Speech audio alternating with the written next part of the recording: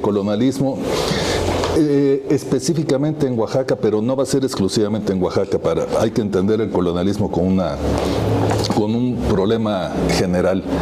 Y la idea fundamental para poder entender el colonialismo creo que es pensar que el colonialismo es como una epidemia.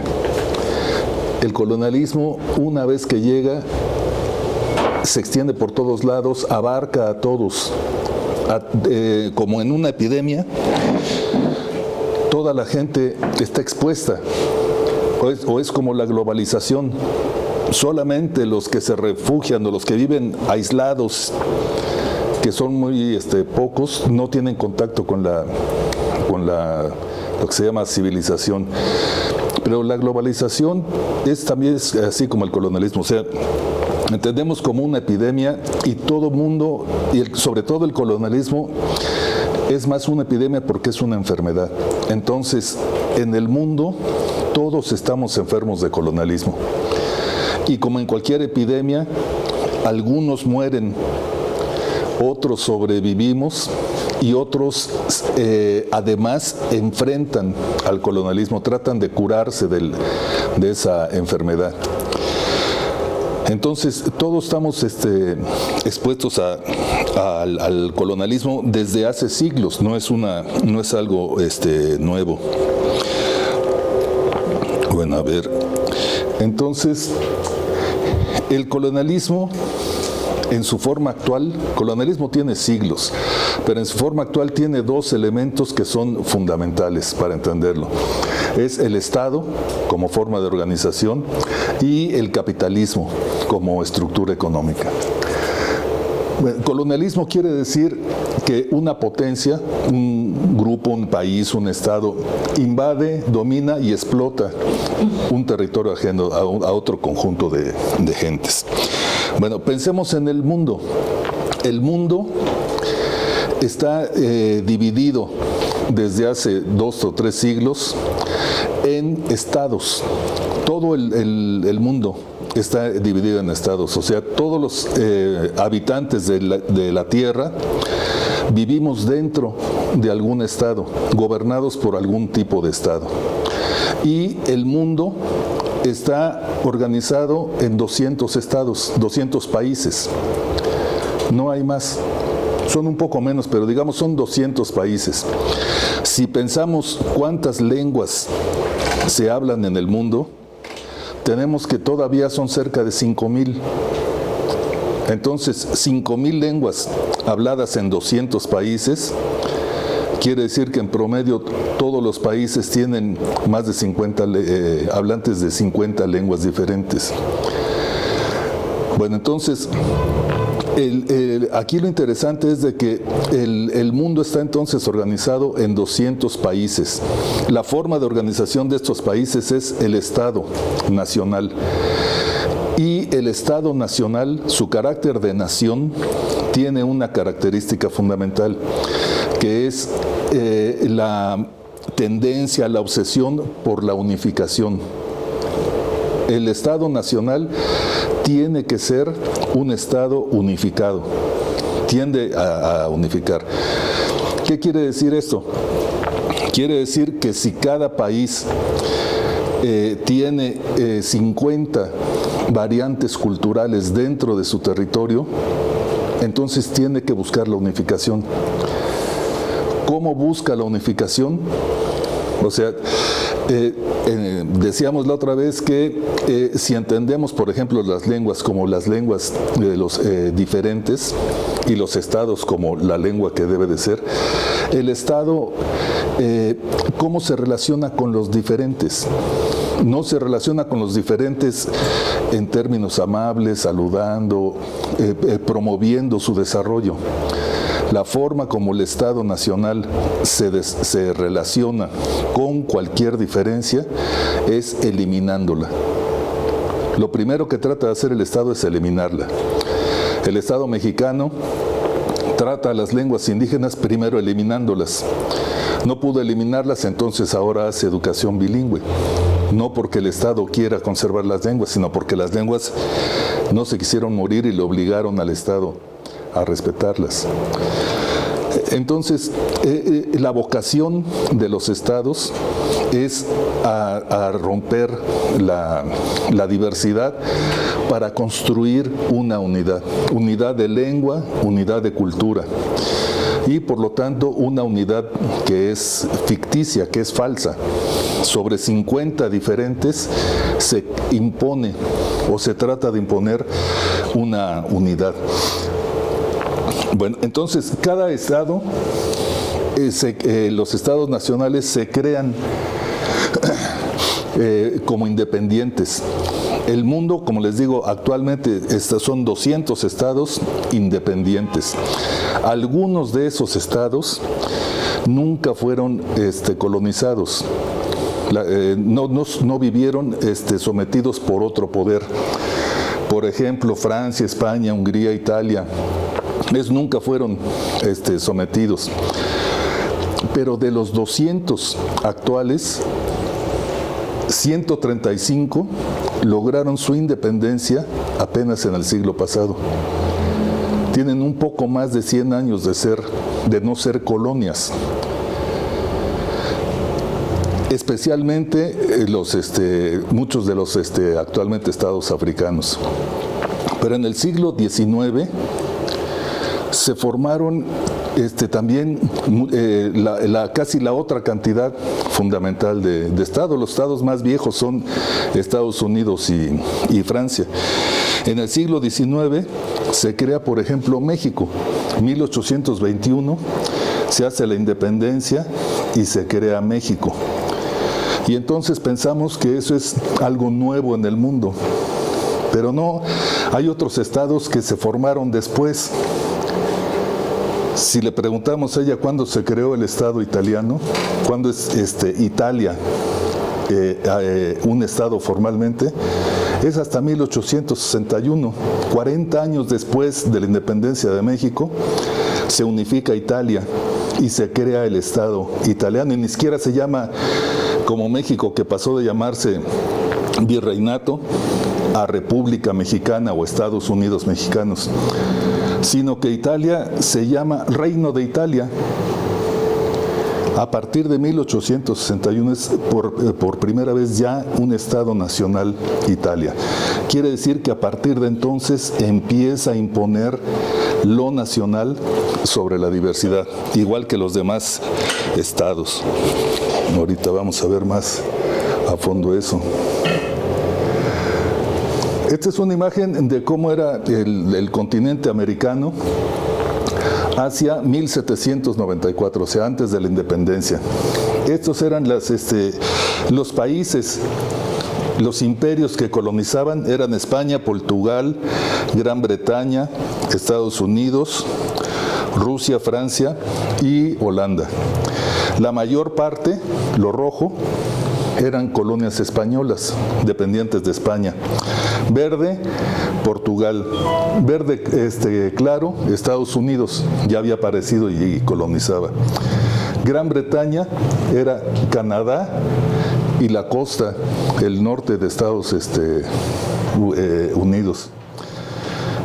Francia apenas tenía las Guyanas y parte del Caribe. O sea, los estados, Rusia tenía allá la parte de la península, ya hasta arriba. Entonces, los imperios tenían sus colonias. Esto es en el siglo XVIII, 1794. Se inicia la independencia y el continente americano empieza a independizarse y generar estados.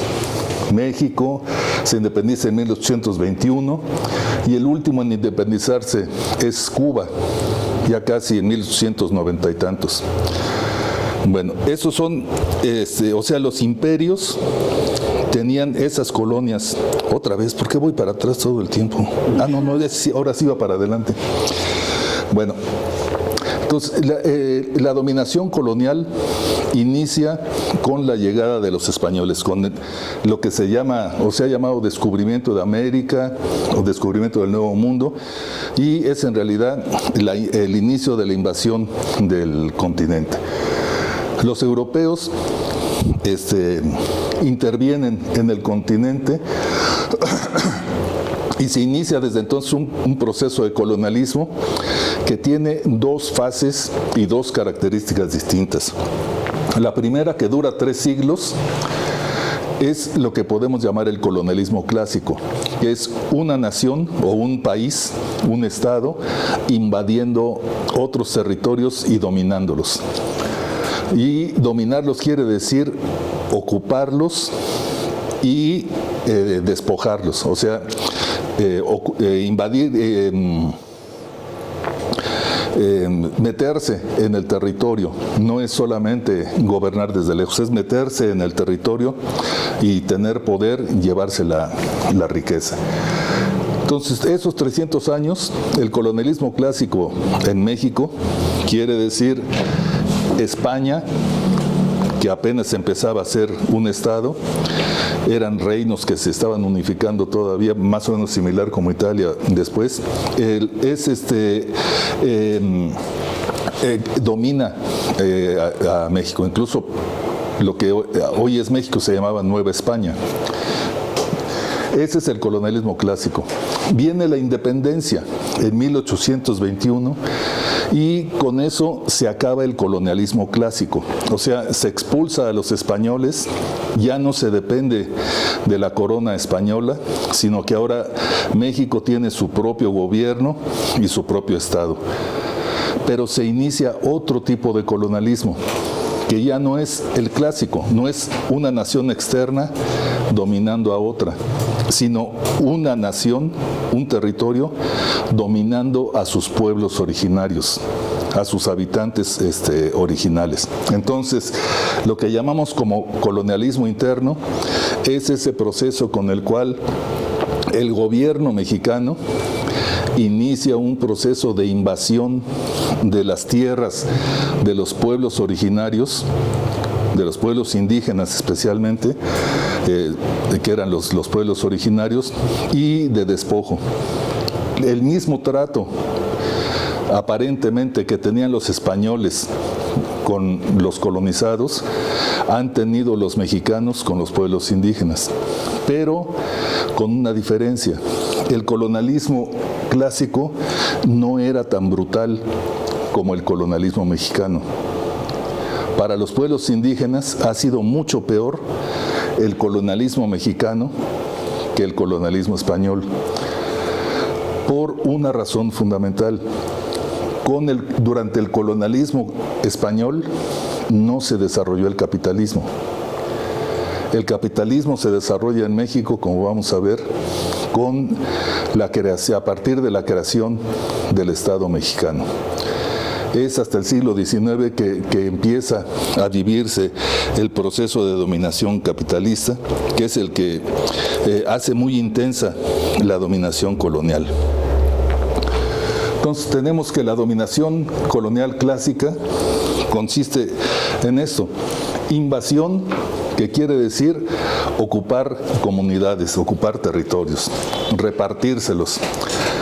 Reorientación de la dinámica histórica, o sea, los pueblos indígenas tenían un tipo de desarrollo, podemos decir, que lo interrumpe el colonialismo, la llegada de los españoles, y les impone otra forma de vida. O sea, los pueblos indígenas, digamos, eran, podemos decir, pueblos libres, y se convierten en casi esclavos de los españoles. Entonces tienen que pagar tributo a los españoles. Ya no producen solamente para vivir, sino producen también para pagar el impuesto, el tributo que los españoles les exigen como forma de dominación.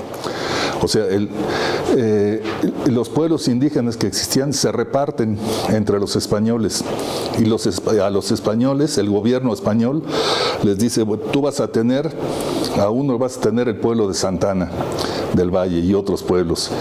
Y entonces el pueblo de Santana y otros que fueron dados a este señor tienen la obligación de darle cada mes lo que él pide.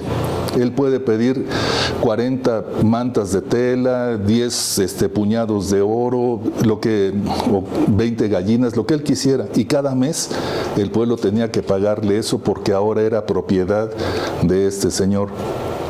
Eso pasó en todo el territorio. Eso entonces, en eso consiste el despojo de la riqueza.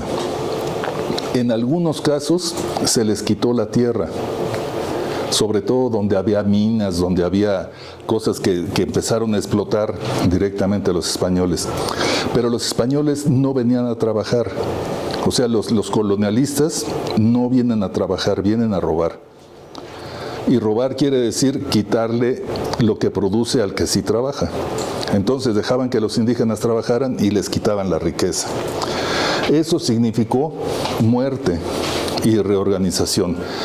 Muerte no solamente porque murieron en batalla, en combate, muchos indígenas, sino porque los españoles trajeron muchas epidemias. Y esas epidemias mataron a los indígenas. Y mataron a los indígenas no quiere decir que algunos murieron. Se sabe que en un siglo, entre 1540 y 1640, en esos 100 años, murió en México el 90% de la población. O sea, de familias que tenían 10 miembros, nomás quedó uno. O sea, fue una muerte espantosa, una cantidad, millones de gentes muriendo por enfermedades. Eso obligó a la reorganización. Los españoles, como decíamos, venían a robar. La forma de robar era ir a las comunidades a recoger lo que las comunidades les debían de pagar. Cuando hubo tantos muertos, entonces había comunidades que quedaba muy poca gente y los españoles no quisieron ya ir a recoger a todo el territorio. Entonces juntaron a la gente y los obligaron a vivir en comunidades más o menos grandes. O sea, si quedaban 5 o 6 pueblos medio vacíos, con esos los juntaban en un pueblo que son como ahora conocemos las comunidades. En otras palabras, ustedes conocieron Santa Ana del Valle. En la época prehispánica, Santa Ana del Valle la gente no vivía todos juntos en el pueblo, sino que vivían en el campo. 5 o 10 familias en un lado, 5 o 10 en otro, así repartidos. Y se juntaban en el centro. De vez en cuando. Lo mismo sucedía, por ejemplo, en Monte Albán. Ustedes fueron a Monte Albán.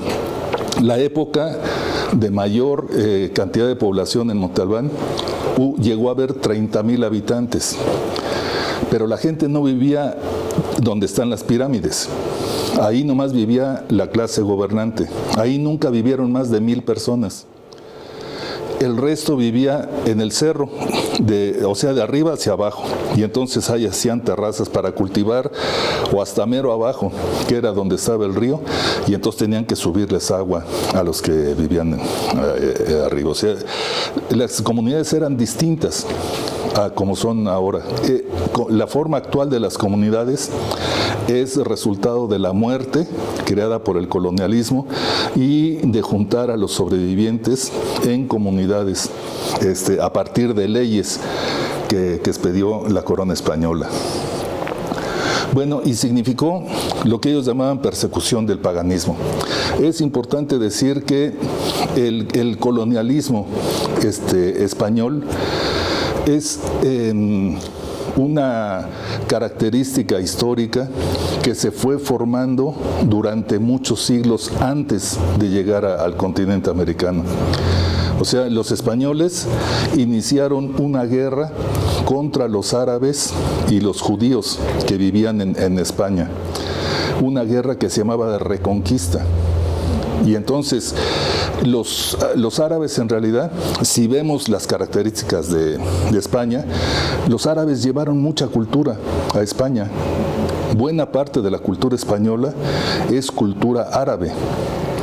Bueno, pero entonces los árabes empezaron a tener poder y los españoles se decidieron a recuperar el poder. Entonces hicieron una guerra de siglos para expulsar a los árabes y lograr también al final expulsar a los judíos.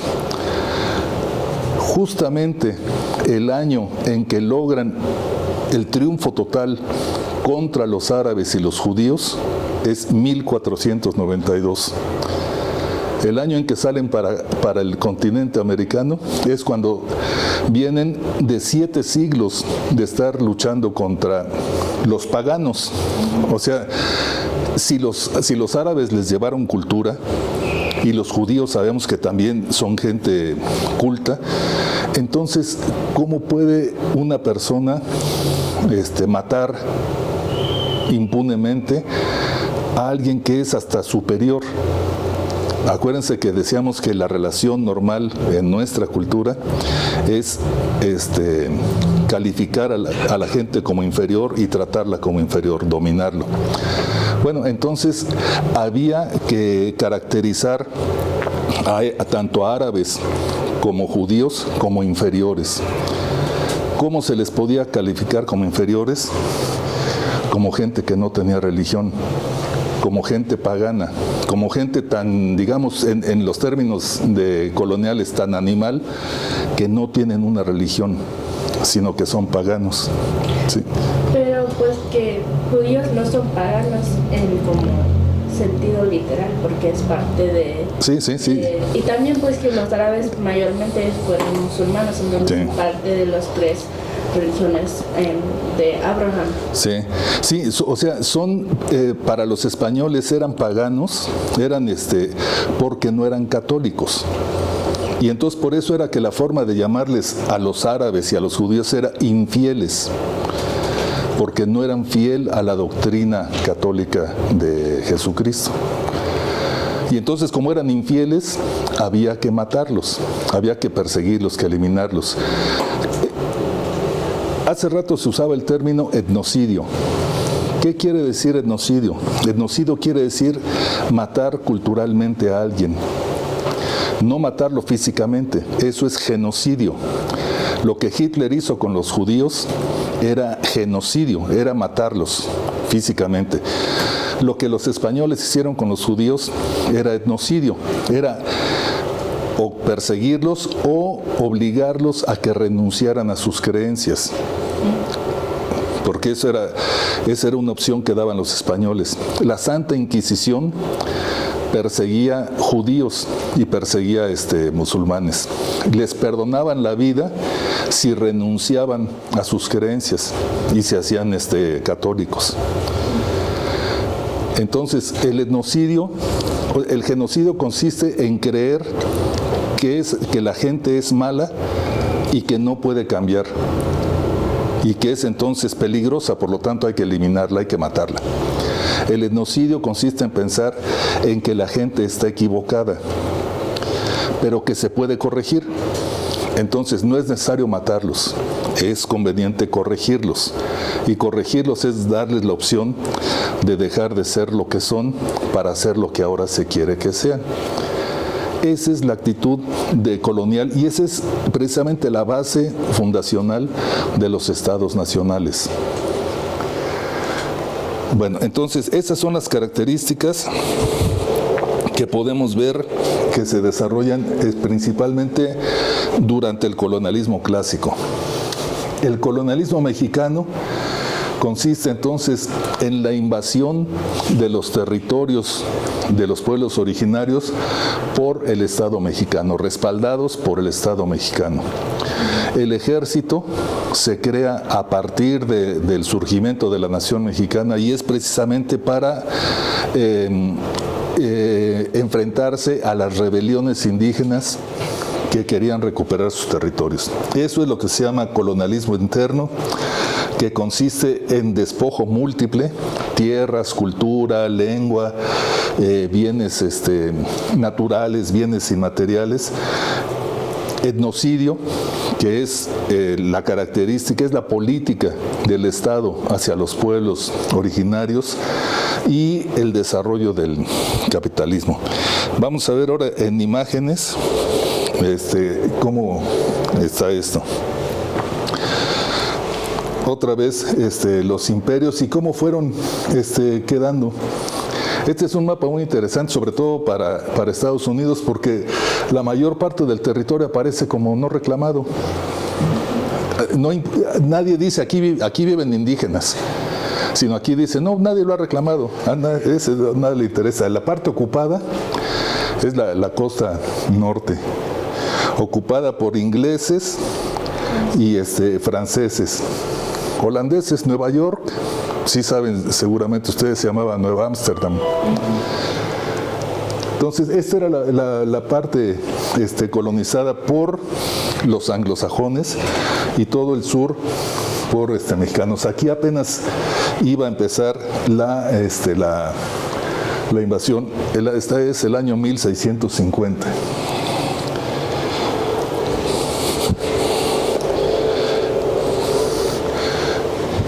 Y como les decía, la parte norte de Estados Unidos estaba llena de hablantes de distintas lenguas, de los cuales ya quedan muy pocos, pero todo Canadá, todo el Estados Unidos, mira esta parte de la que ya casi no se habla, lo que es el mero oeste, creo que esa parte es la de Washington,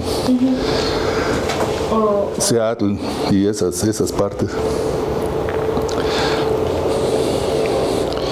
Bueno, aquí, precisamente pensando en Italia, pueden decir, no, es que Italia es otro mundo. No, también es un estado nacional, también tiene esas características. Este es un mapa lingüístico de las variantes dialectales en Italia, de las distintas lenguas y variantes que se hablan en esa península. Y bueno, aquí, ¿mandé?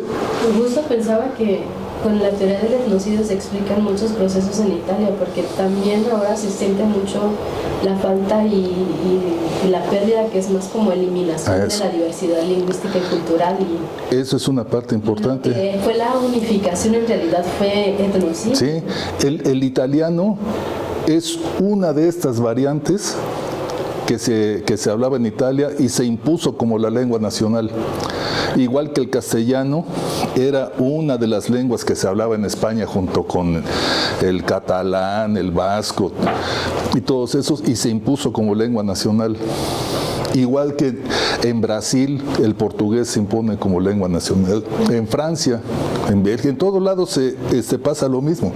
En Italia tiene esa característica y la vamos a ver aquí más de cerca con el caso de la isla, la pura isla de Sicilia. Tiene un montón de variantes dialectales, que lo interesante es de que en muchos casos siguen vivas. Este otro cuadro para Italia es importante. Porcentaje de personas que usan la lengua regional en el contexto familiar. En los años 80, eso es reciente. Y vemos que el 70% o más, el norte y el sur.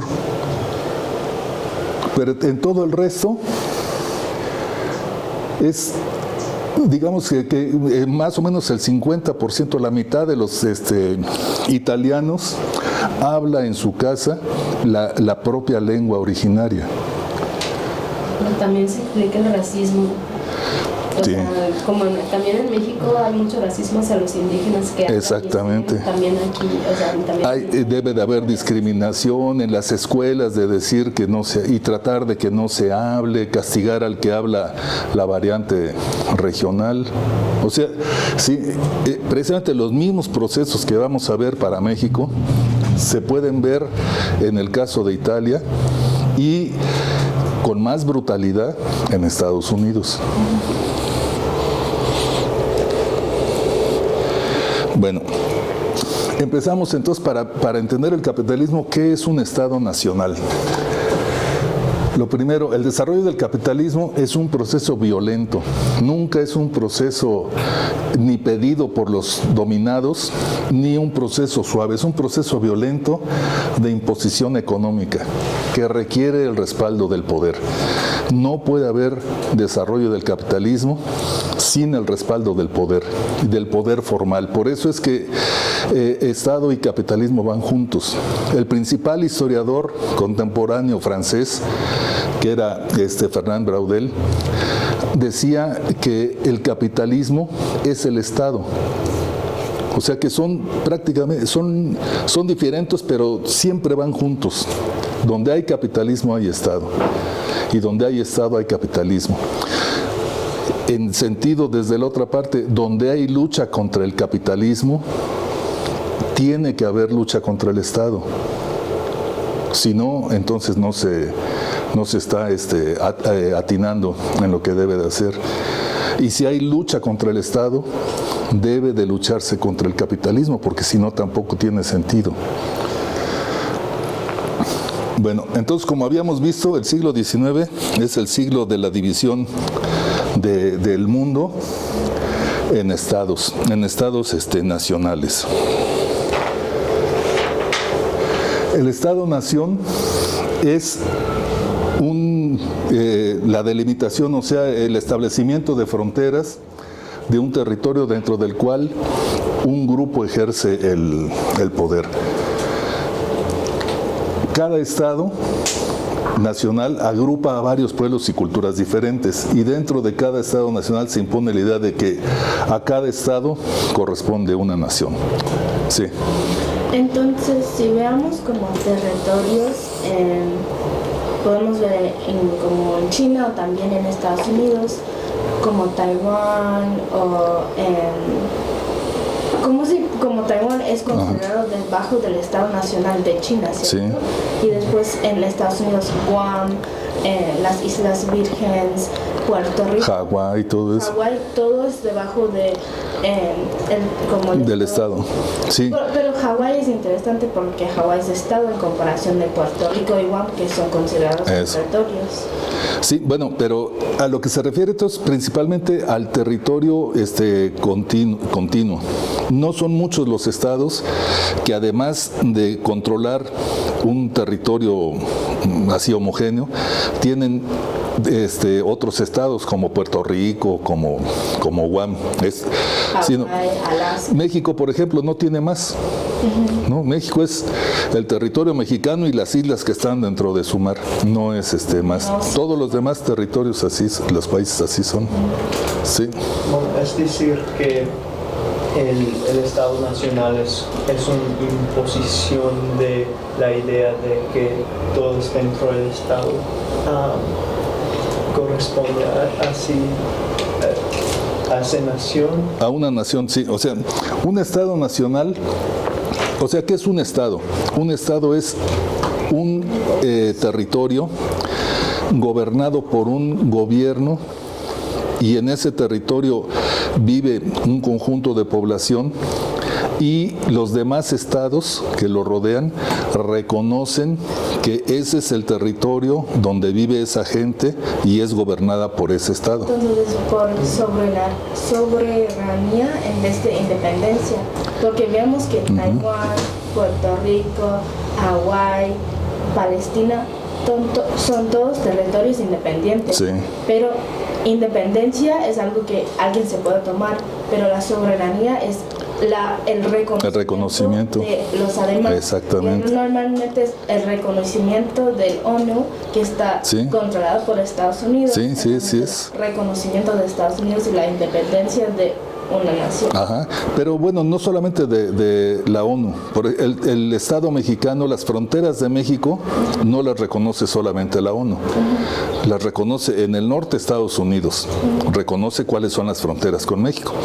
Guatemala o Belice en el sur reconocen también las fronteras con México. O sea, quiere decir que el Estado de Guatemala reconoce al Estado mexicano con sus propias fronteras y sus propias características.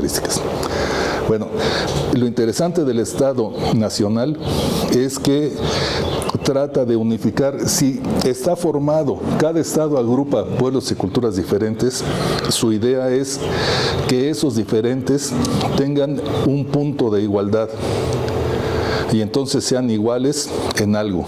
Uno es la lengua, otro es la identidad, y entonces se crea un tipo de identidad que en realidad es ficticia. ¿No? Los zapotecos de Santana del Valle, ¿qué se sienten?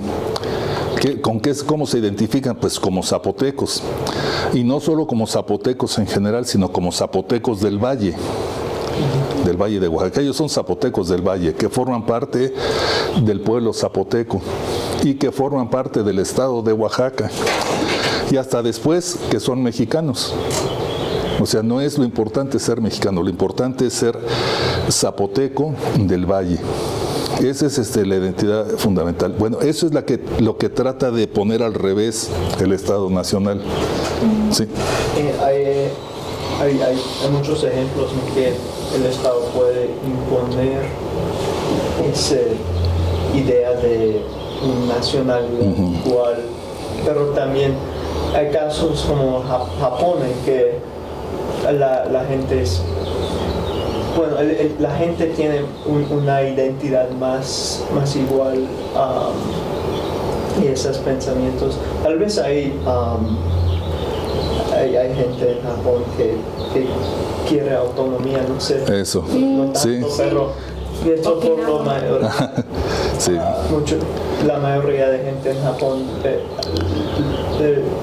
se ve a sí misma como japonés. Eso. Pero es que esos niveles de identidad se manejan de acuerdo al momento y al lugar en el que se está. Por ejemplo, ¿cómo podemos pensar que muchos mexicanos se sienten como migrantes en Estados Unidos? Difícilmente un zapoteco de Santana del Valle en Estados Unidos se sentirá identificado como zapoteco de Santana del Valle. Él se reconoce ahí como mexicano, porque la identidad no es solamente cómo me identifico, sino cómo me diferencio de los demás. Y entonces me diferencio de los otros latinos o de los norteamericanos diciendo soy mexicano. La identidad zapoteca es más difícil de entender en ese contexto. Entonces, no es que una sea principal, sino que en algunos momentos una de nuestras identidades es principal. Yo por ejemplo soy chilango, a veces soy oaxaqueño, a veces soy mexicano, a veces soy latinoamericano, depende de donde esté, es el tipo de identidad que se maneja. Aquí en Oaxaca, ¿de qué sirve que digas que yo soy latinoamericano?